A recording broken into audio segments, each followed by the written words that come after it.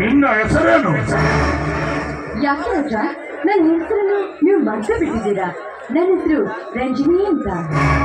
ನೋಡು ರಂಜಿನಿ, ನೀನು ಇಂದು ನನ್ನ ಕೈ ಹಿಡಿದ ಕುಡಿದ ಕ್ಷಣ ನಾನು ನಿನ್ನವನೆಂದು ತಿಳಿಯಬೇಡ. ನೀನು ಒಂದು ಹೆಣ್ಣು. ಇಂದು ನಾನು ಬರೆದ ಬೇರೆ ಯಾರೋ ಬಂದಿದ್ದಾರೆ. ಈ ನಿನ್ನ ಶೀಲ ಎಂಬ ಶಿಕಾರವನ್ನೇ ಒಂದೇ ಕಡ್ಡಿಯಲ್ಲಿ ಕೊರೆದು ಸುಟ್ಟು ಬಿಡುತ್ತಿದ್ದರು. ಬಾ, ನಿನ್ನನ್ನು ಊರಲ್ಲಿ ಬಿಟ್ಟು ಬರುವೆ.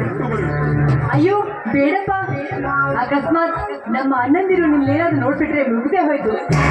ಮುಗ್ದೇ ಬಿಡ್ತಾರೆ. ನಾನೆದ್ರು ಬರ್ತೀನಿ. ಬಾಯ್.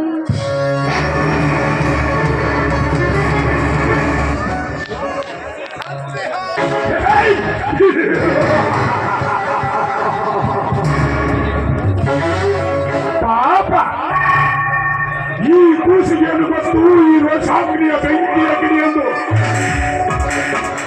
ರಂಜಿನಿಯೇ, ಇಂದು ನನ್ನ ರೋಷ ವೇಷವನ್ನೇ ಒಂದೇ ಗಡಿಯಲ್ಲಿ ಆರಿಸಿಬಿಟ್ಟೆ.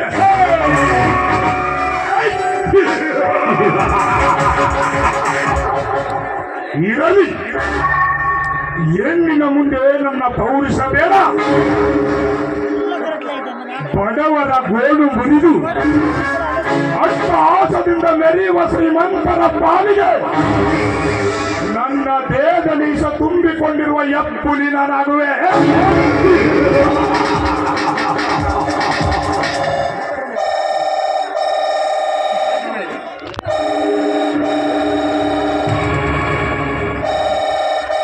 ಹಲೋ, ಎಸ್, ನಾನೇ ರೋಷಾಜಿ.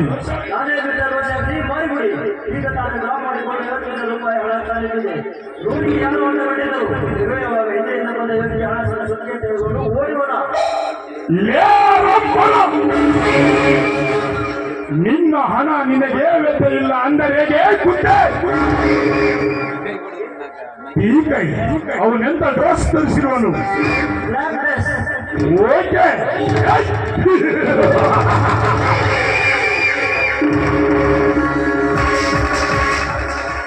ಈ ರೋಷಾಗ್ನಿಯ ರೋಷ ಕಡಿಮೆ ಆಯಿತು ಎನ್ನುವಷ್ಟರಲ್ಲಿ ಮತ್ತಷ್ಟು ಉಚ್ಚಿ ಎರಿಯತಿದೆಯಲ್ಲ, ಅಲ್ಲಿ ಮೋಸದ ಬರ ಸಿಡಿದ ಹವೇ ಕುತ್ತೆ ತುಂಕಿದ ನೇತೋ हम उधर में आएंगे.